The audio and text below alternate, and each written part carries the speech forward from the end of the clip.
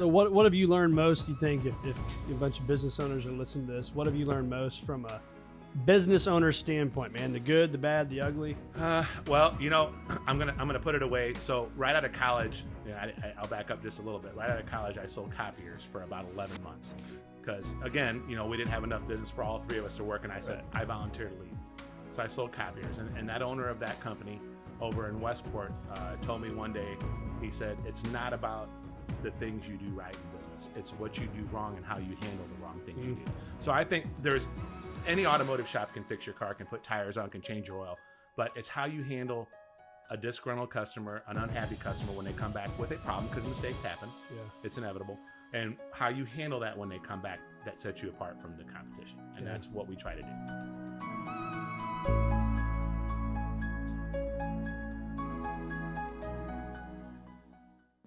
Welcome to the Circuit of Success. I'm your host, Brett Gilliland, and today, man, I got Papa Pete. What's up, Pete? What's up, Brett? How are you? Man, there's a lot of laughing going on here. Yeah. We got a whole crowd of people out here, right? Can we hear a little bit from the crowd? We're gonna have some fun today. This was, one day we're hanging out and we said, hey, we should do some, do a podcast with some neighbor guys, and you're the first one. Yeah, I'm honored to be the first guest on the Circuit of Success, Far Oaks. That's right. Edition. That's right. So, man, hey, like I always talk to people about is on every episode is what has made you the man you are today. Obviously, that's a very big question. You own Mikes Automotive. You got 3 locations: St. Louis, Collinsville, and Millstadt. That is correct. Yeah. Okay. And so obviously you had a very successful career so far, but what's kind of helped you make you the man you are today, man? Oh, well, I mean, there's so much, but honestly, I think the main thing in our business, and I know this is going to sound weird coming from me, but we are a faith-based business. I mean, we take our faith pretty seriously. I know it sounds funny, but when you're in a business like an automotive business, you need God in your life to help keep things on an even keel during the week. So probably that has gotten us as far as we are. But, with my dad starting the business, I think the foundation was already there. Yeah. So, I mean, it's not something we started from nothing. We had a foundation, we had a customer base, and then we were able to build on it. So when you were growing up, though, at what age were you when your dad started Mikes Automotive? So 1976, so I was 7 years old, but he came over from Greece in 1965. Wow. And he spoke 2 words of English. And you're going to probably want to edit this, but it was fucking shit. Only 2 words he knew when he came here. Right. And he worked for my grandmother in a cafe in East St. Louis. And then my mom took him to a company called National Auto Supply in East St. Louis.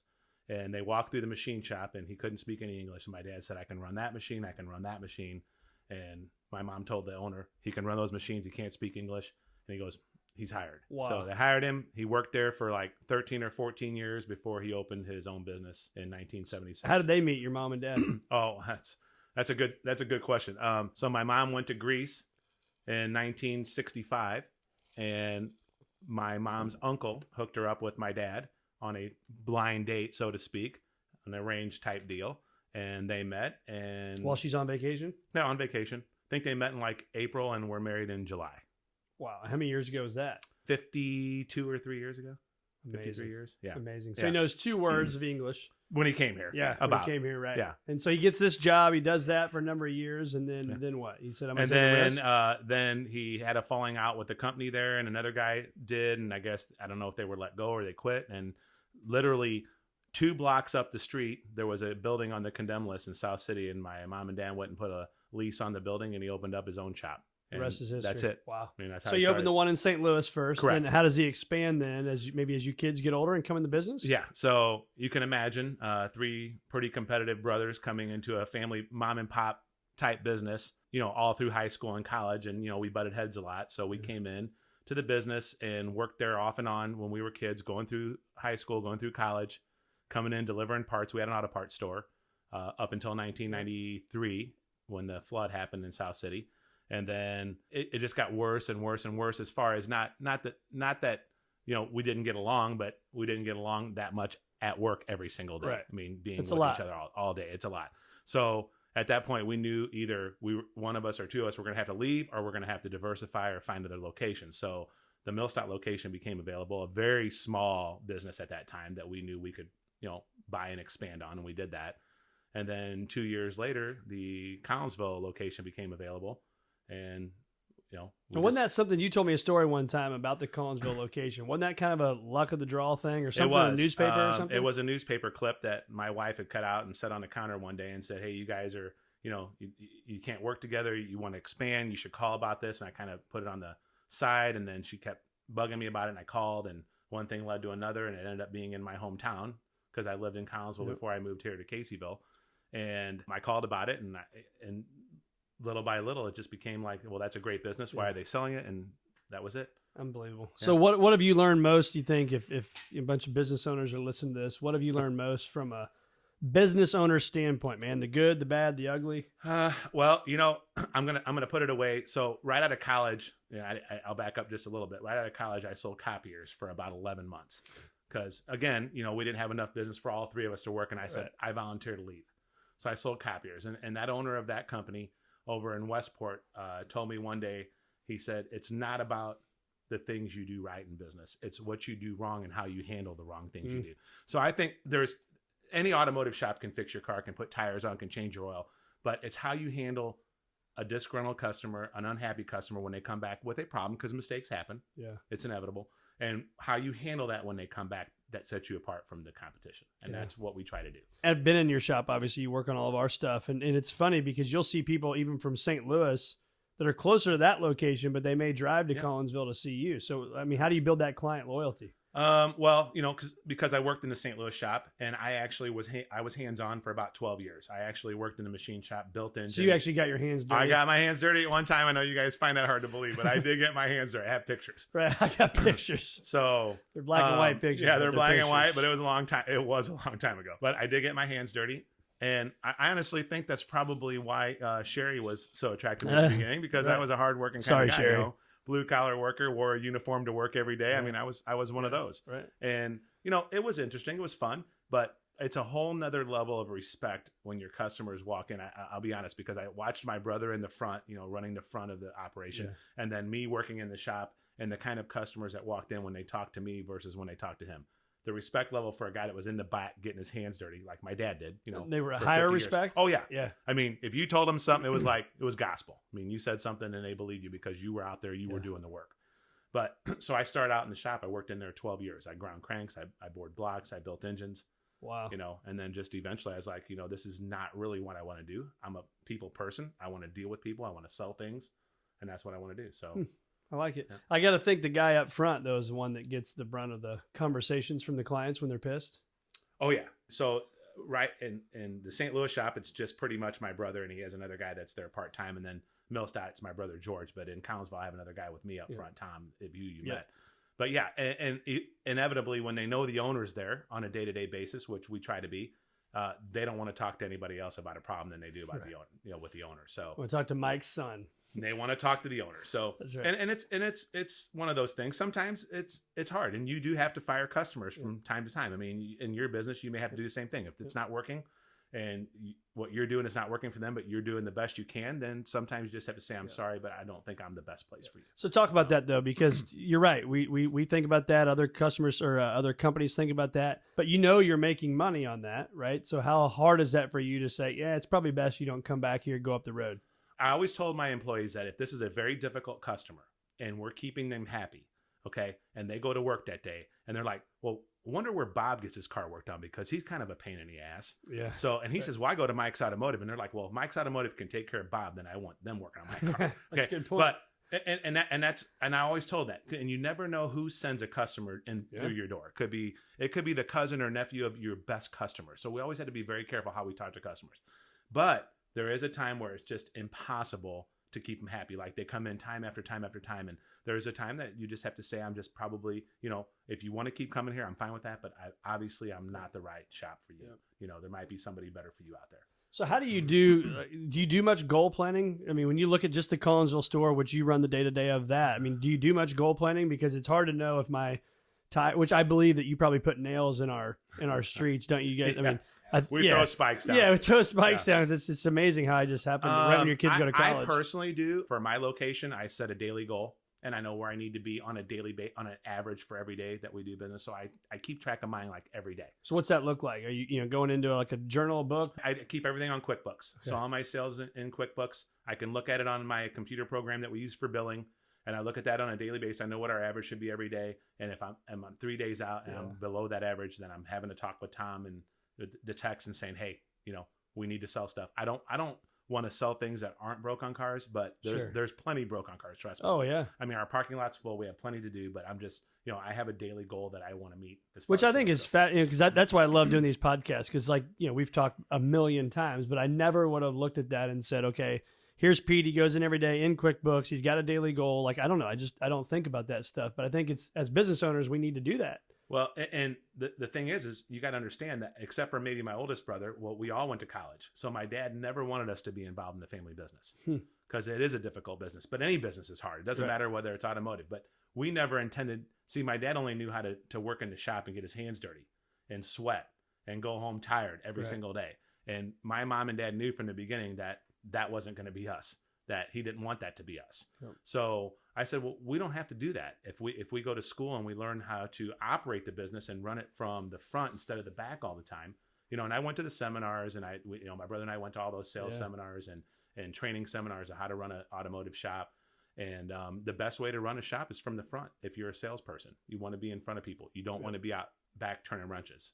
So we decided a while back, like in 1995, 96, that we were going to be more in front of people instead of working in the shop and turning wrenches. So we talked earlier about this. I put that post on yesterday about how to overcome anxiety that Kelsey Sharon talked about. And I think as business owners, we all deal with the emotional roller coaster that goes on every single day of our lives. And so how do you deal with that? I mean, how do you get through that stuff? Well, I do. And, my wife's on me every day. And I guess the best way to deal with it, in my perspective, is prayer. I mean, that's how we try to deal with it. I mean, so you pray at night, you pray in the morning to try to help with the anxiety. But so myself and my twin brother, we're just a very high stress, very high, strung people. My oldest brother is a little bit more laid back. So he's kind of chill. Yeah. So things roll off him a lot quicker than it does off us. And, it's funny because the stress when business is bad is a stress level that's, the same as when business is good. Right. So like business is good, but you're still stressed because you're not getting enough done. You're not getting the customers' cars back. You're not doing this, or you have a comeback on your busiest day of the week, And I think too, can't you be like, hey, business is good right now, but oh my gosh, what about next week? Yeah. And it's funny because there was a time where I would come into work and I'd be like, it's 8:00 in the morning and we have no cars to work on. And my guys would look at me and I'd be like, okay, grab a broom, grab this. And they'd be like, don't worry about it, boss. By 12:00, we'll have something to do, and inevitably we got busy by the middle of the day. And now, 15 years later at the Collinsville store, we don't have a downtime. I mean, I could tell you before what our down months would be, and now there's just no downtime. Wow. I mean, we're busy every single day, 5 days a week, and But I think it's because you guys deliver, right? I mean, I know the experience I'm going to get when I go to Mikes Automotive in Collinsville. Well, and that's the thing. We try to maintain the quality. I try every once in a while. I might have to step in and say, hey, we lacked on a little bit here or here, and we have to raise that quality a little bit, for the customer. But yes, I don't want people bringing their cars back. I know some customers think that, they want to yell at you because their car's coming back, but it's not. My goal is for you to bring your car back after we already serviced it and repaired something. Yeah. Because they're going to talk about that too. And they will. But like I said a minute ago or a couple minutes ago, it's the way you handle that makes them talk good about you. Yeah. So if you have a problem and you handle it and say, you know what, I went to Mike's, but I had a problem with my car, but man, when I went back, they took care of it. They took care of it quick. And I was back out of there and, they didn't charge me again for doing the same. You did that to me. One time I popped a tire and had to get new tires. And then all of a sudden, like I did it again a couple weeks later, a month later, whatever it was. And you guys did it for free. Yeah. I wasn't expecting that. Yep. And a lot of times, the customer views your business on your performance when it comes to warranty work. I mean, when you come in, how are they going to service it? Anybody can put a tire on. Right. Anybody can change your spark plugs. Any shop can do that. So it's what the response you're going to get when you call back and say, hey, I had my car in last week with a check engine light. It's back on this week. Is the guy going to tell you to go, jump a bridge, or is he going to say, hey, bring it back in? We're sorry that happened. Let us take a look at it and see why the light's back on. Because it might not be the same problem, but it could be. Sure. So, what would you tell yourself? You said 15 years, I think, the Collinsville store. Yeah. So, and you've been doing this how long? Oh, well, I did it. I mean, I've been doing it since forever. I was a kid, forever. Yeah. So what would you tell yourself 15 years ago as a business owner? What advice would you give yourself? Oh my gosh. The biggest thing would be to stay calm. No matter what, just stay calm. and and don't respond to something immediately if you're not sure what to say, because I like to fly off the handle, especially when it comes to having employees.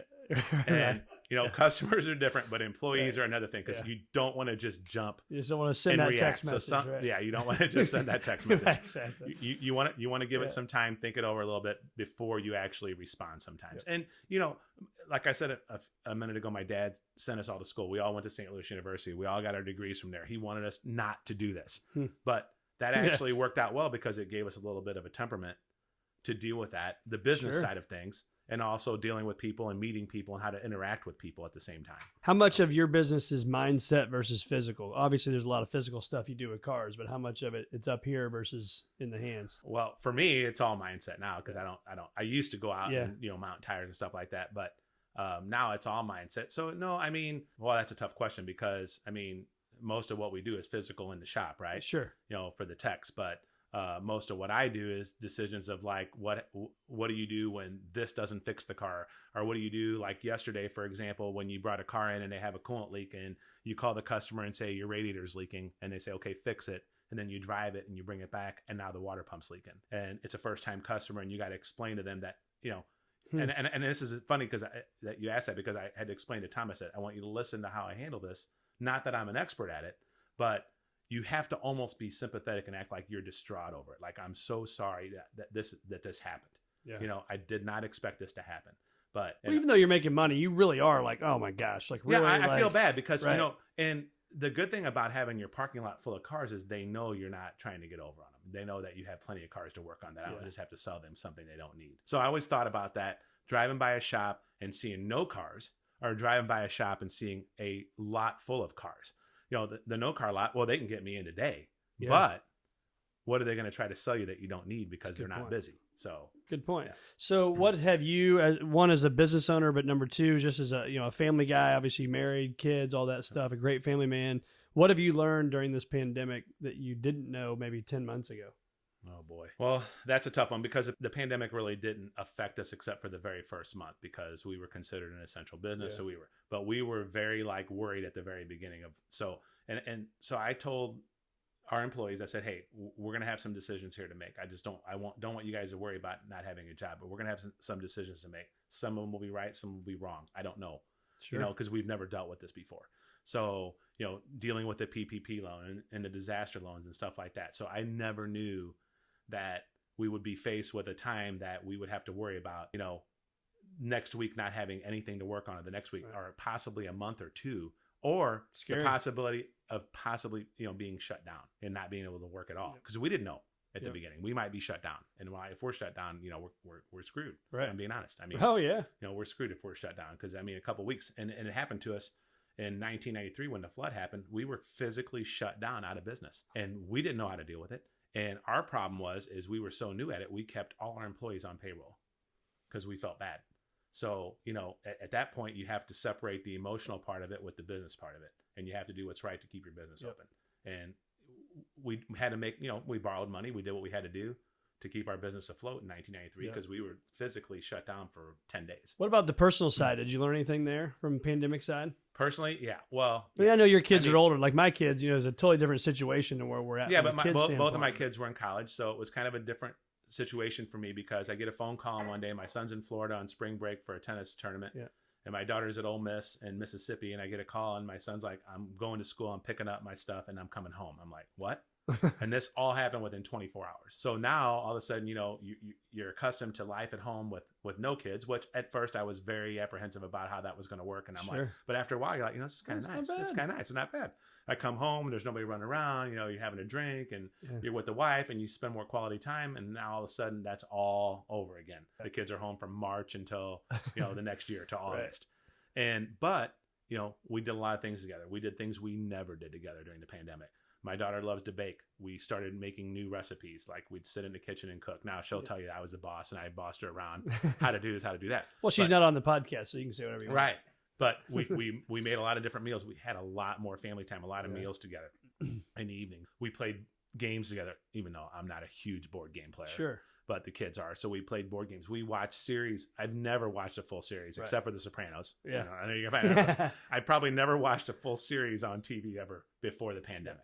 but we'd sit there every night. It was our thing. Let's get done with dinner, clean up, and then we're going to sit in front of TV. We're going to watch this series. Which I think is totally how we all grew up, right? I mean, Yeah. I don't know about you guys, but I mean, I wasn't running to 900 different places during the week, and now we get to stay at home. It's dinners at home. It's like you said, games. I mean, Monopoly. I mean, you name it. You know, a 9-hour Monopoly game. I mean, in today's time, we're on the go. Everybody's on the go. Yeah. So you take away everything that we had to move us around, especially with your family, because with baseball and soccer and basketball and all the activities, hockey. I mean, when my kids were little, Sherry was going one way and I was going the other way. You know, in college, a little bit different because we didn't have that to worry about. But when all that comes to a halt, all of a sudden you got to figure out, what am I doing with all this time now? You know, so yeah, we made adjustments and we got through it. And you know what? A lot of it was fun. I'm not going to say the pandemic was a horrible experience, because we had some fun at the time, you know, during the time too. Right. So We got some good golf in. we did get some good golf in. Socially distanced. Not good golf. You got good golf. I got shit. We had to play some golf. Right.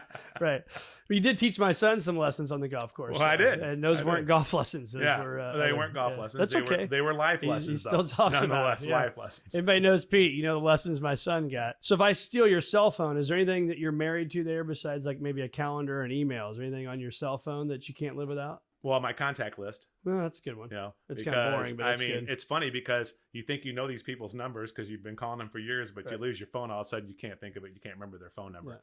My contact list.